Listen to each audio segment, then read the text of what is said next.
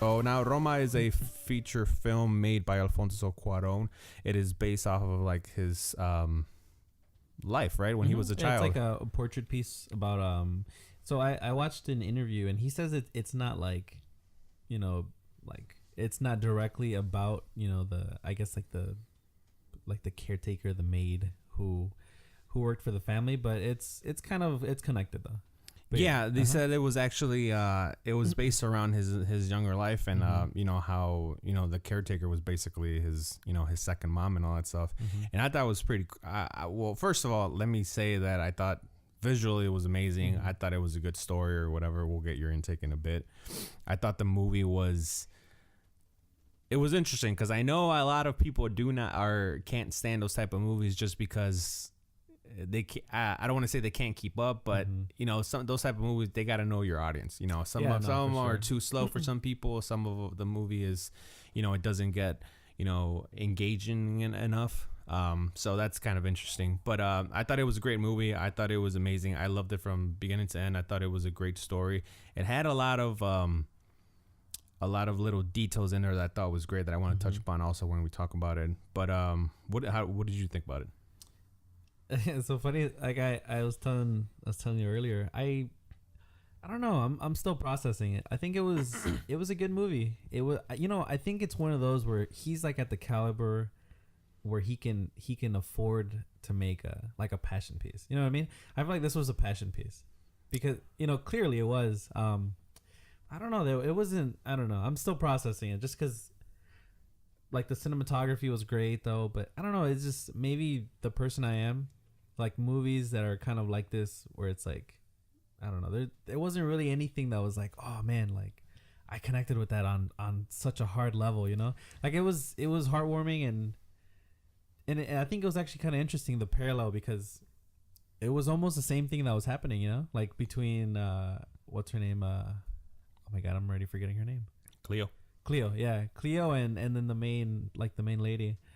With her husband spoiler alert, her husband leaving. And then you know, when she gets pregnant, Fermin is kind of just like peace in the movie theater. So and that guy was a jerk. Yeah, that guy was a jerk. But I thought it was very interesting though, the way I don't know, just like the way they both handled it, you know. Like one of them, Cleo, was like, you know, okay, cool, like, and then unfortunately, and again, spoiler alert, the fact that she lost her baby. And then she kind of just goes back to work for this family, versus like the lady was like having a meltdown, you know. She's like, my husband left, and then she was kind of like coming to terms with it, and it was just, I think that was deep. I was like really like, damn. Yeah, speaking of going deep into it, you know what scene got me? Where I was like, damn, this is pretty hard. You know, straight to the heart. It was when you know, when little Sophie and I forgot the boy's name, they were drowning in the ocean, and then you see Cleo just running towards them. Yeah. And I thought that was a great piece, because that was a great scene, because after, you know, that whole ordeal happened, and she basically ended up rescuing her, because ultimately she can't swim, so she basically almost died also. But for her to break down in front of everybody and just be like, oh, I didn't want her to be born. And basically she didn't have a chance, and you know, that she feels sorry for it, and, you know, for basically wishing she was dead, and the little baby ended up dying. So I thought that was a great scene, because throughout the entire movie you have Cleo, you know, she got yelled at a couple times by the dad, you know, about, you know, the crap in the dog, the dog poop and all that stuff. So she keeps getting yelled at, you know, for these certain things, but, you know, you never have Cleo like you know, saying anything back or talking back or anything like that. So you have this character that's just taking like everything base, you know, taking shit from everybody and all this stuff. And then that was the one moment where she started crying and she started breaking down. Yeah. You know, because you have the other things. And she was strong there in the whole, like, you know what I mean? I agree though. That's one of, I don't know. It was, and it's funny because like when I first saw it, and after I saw it, I was just like, okay. But like now that we actually start to process like the little things, you're just like, damn, you're like, and I think that's the thing that Cuarón wanted to focus on, is that though the nanny is the one who raises these kids, you know, and it's ultimately she's a strong woman, and I think that's what he wanted to focus on, is that he wanted to play an homage to you know, to the woman that care for him and stuff like that, because that she was a strong woman. And I think that was a sense. And I think Cuarón, I think the whole black and white made it seem, you know, like a memory almost, you know, because it's, you know, it's set in the between the 70 and 71 years and stuff like that. And I will say though that I kind of, I feel like it maybe would have, I don't know, it would have given me a little extra if it was in color though.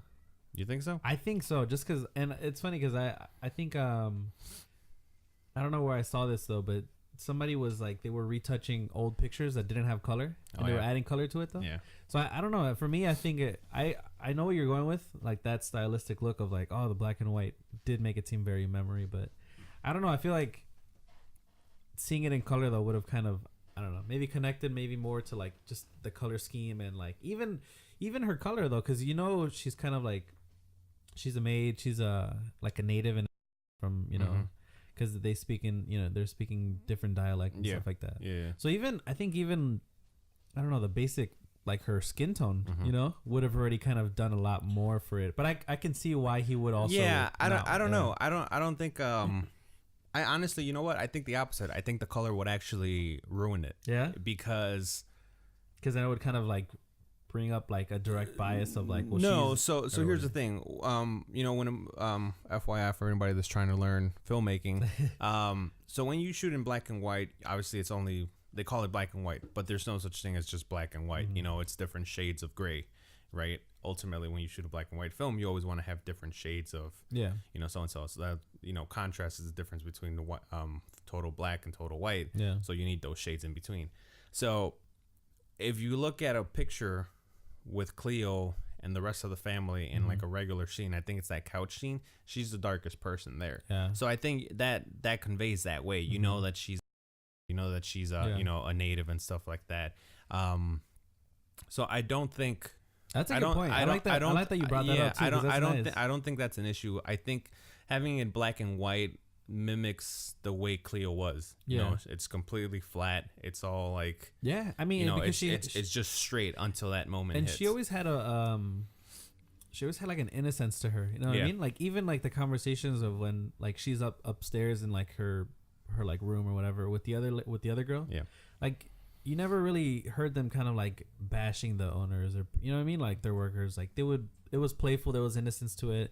Even with that like hanging out with the guy, like when they were going to the movie theater, like, she was very reserved and calm and stuff. I think that's what I like that about the character, you know what I mean? It was just like, oh damn. But I don't know, I mean, there's like little moments where I'm kind of like again, like I said, this is a passion piece, and I don't think you can kind of say like, oh, this movie is going to impact 2018. You know what I mean?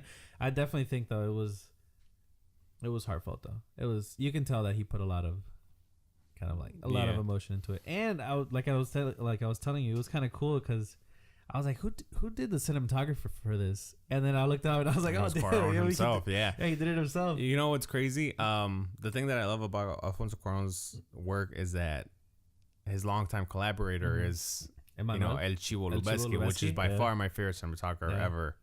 You know, everything that I do is basically, you know, mirroring whatever he does. But I thought that was pretty, you know, ballsy to basically go from like the top cinematographer, arguably, to doing it yourself, and it'll look badass. I love the way it looked, and a lot of the shots we're in there are just like, you know, they're just long pans. Yeah, they're long pans or long holds. Long there, but I think every single, you know, and it goes back to the saying that, you know, my company always says is that every frame is a painting. Yeah. So you could pause any moment in that thing, and it's a painting. I thought about that too. Print it out and just hang it up. I thought about that because like during like certain moments when they would start, like I was like, if you like pause it right there, it's essentially like a frame. You know what I mean?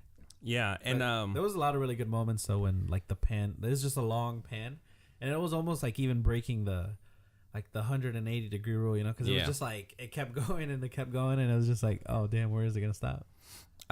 Dude, and then the other thing that I thought he did well is I don't know if you notice, so you see the opening shot, right? And like the water in the bucket. Yeah, so like it's just like, you know, it's just the floor. And then you have water being tossed in, obviously because they're mopping and all that stuff. And you have water, and then slowly the reflection of the sky starts building up. I did see, right? That was dope. That was cool. That was a great shot. but then you see a plane passing. Yeah, right? it's just like cool. Yeah, it was just passing. But then, if I don't know if you noticed, there's multiple planes throughout the whole movie that come out in the top. I didn't notice There's that. multiple planes. And I had, for the life of me, I could not understand what the hell it was. So then I had to look to an interview that he did. And then they had asked him, like, there's multiple planes in the movie. Like, what's the meaning of it? Yeah. And then he had said that the planes work not so much in a thematic way, but for me, they work in different ways. One is the transient situation. When they are there, things keep on going. There's a universe that is broader than the life that the characters have. So what's basically saying is that, they're all in this, she's all in this realm because she doesn't know already that city, that's not where she's from. She's from a small pueblo, filled with her type of people. But it's not, it's already strange already. But she's so stuck in this world that those kids are her life. The family is her life. She doesn't know anything above it. And it's kind of just like a metaphorical aspect of it. It's like this film that begins by looking at the ground. And then when the water comes in, which is the first shot, you see the sky. But it's only a reflection. Yeah. And like at the end, it finishes looking up at the sky. It's like, it's that thing of the impossibility that there's this metal object flying up there. It is it's like the reflection that the impossibility that can happen, you try to come to terms with life. Yeah. So basically that's deep. She knows where she's at that moment. You get what I'm saying? And there's moments like that because, what is it?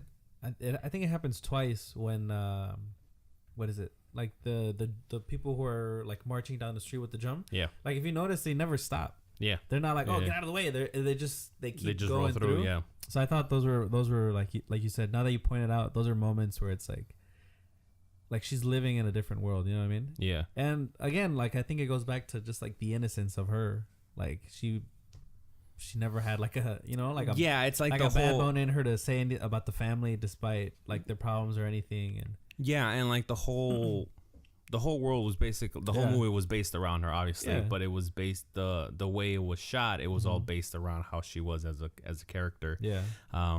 But yeah, man, I mean, kudos to him to basically just making a movie about his life, which I thought most people enjoyed. I know it's 4 out of 4 stars for a lot of people. I know Roger Ebert gave it 4 out of 4. Yeah. Well, see, the funny thing is, like, I feel like when I first, like I told you when I walked in, I was just like, I don't know. I was like, it wasn't really my like. But now that we talk about it, though, I think it's one of those where it's like you can appreciate it because it's not a Michael Bay. There's like explosions and like and political turmoil like just shooting everywhere. And I think that's the sense. So there's this one person on Facebook I don't want to call out, so I'm probably gonna have to message the person that I just blasted on the show.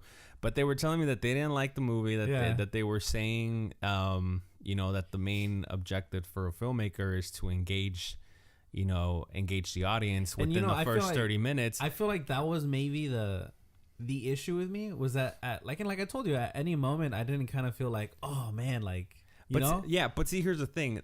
First of all, the job of a filmmaker is not to engage you right away. It's to tell the story. That's that's number one. Yeah, because then if not, then you end up making a movie that's not. It might not be your own. It might not be good. Exactly. You're just well, what do they want? What do they like? Exactly. Like, if the first thing a filmmaker should interpret is always to make sure the story goes from point A to point B. Yeah. The thing that nowadays a lot of people are focusing on, it's the explosions, the Michael Bay films. I mean, it's the ones where the first scenes, it's like a giant fight scenes where they're blasting off. Yeah. So here, I'm going to trail off a little bit because we're going to go from Roma to like the DC universe. And this is a major topic, why I hate the DC universe, all right, compared to the Marvel universe. Yeah. Anyway, further on, so everybody is like, how the hell did we get here? wait, but to go back to, so hold on. Let me focus in. So this is why I dislike people that, I dislike the people's opinions towards these type of movies is because their comprehension isn't there enough for them to appreciate what a filmmaker did. Yeah. All right. I mean, it's true, so you have these big budget studios like Warner Brothers that does these DC universe that basically takes stuff from the comics and stuff like that. Obviously Marvel does this too, which is perfectly fine. But the way they come it about, I think, have you seen Superman? Superman Returns, Man of Steel. Yes, and I have The very first- strong feelings Okay, about that movie. the first major scene is them escaping Krypton, and you have these massive battles. You have so much explosion, and then later on when Zod comes over and then they start battling, it's like no matter what punch you do, I could literally touch you and somehow the entire building behind you has to completely deteriorate. There's no essence for to have these ginormous fights and stuff like that everything has to be destructed. And I think it's dumbing our audience in a way, which is the thing I agree. That's the problem. Yeah. So when movies like Roma come out, they can't stay attentive to what's going on, and they have to turn it off. So I think that sucks. I think the big box studios is messing up because ultimately, that's why if you're looking at the Oscars or the Golden Globes, most of the lineup, they're all independent films because that's all that you're able to do now. It's true. Because if I'm doing a film, I can't have big producer. I can't have a big studio telling me like, well, why don't you add this? Because the audience is gonna want to need it, and that's not the case. Yeah, and I agree because like I mentioned, this was a passion piece clearly for him, and I think he's at the caliber where he can afford to do that, and he can do it, and he's gonna do it really good. So I think you're right though. I think this is definitely not a movie for everyone. This is not gonna be like, oh dude, go watch Roma, you're gonna love it. Like I think there's a very specific type of audience, and if you follow Alfonso, and you like the collective he's in, I think this is gonna be one of those. And again, like I said, because I came into it, I watched it, and after that I was just like, yeah, it was okay. Like but like the more you talk about it and the more you think about it, like okay, cool, like I see it, like this is, and I hate to say it, but in pure essence, filmmaking, storytelling, you know what I mean? Yeah. Because it was deep. It was one of those where you're just like, damn, okay. You're like, okay. Definitely not like a movie though that I would. And I hate to say it, I don't think I'd watch it again though. I think it was good. I saw it. I sat through it, but I don't think I'd be like, oh, dude, throw on Roma, man. Like that was like you're like. Yeah, and I understand that, but it's still something that people should see and appreciate. I agree. And I agree, ultimately, not everybody has to like the same thing, but at you can't disregard not seeing it just because there's no explosions or there's it didn't catch your attention. You get what I'm saying? It's like you got to give it a chance in that sense. But ultimately, I mean, so basically, Roma ends it adding to the to the long resume that that Cuarón has. So I know he did a couple movies also. So this one adds to his resume, which is gonna be amazing.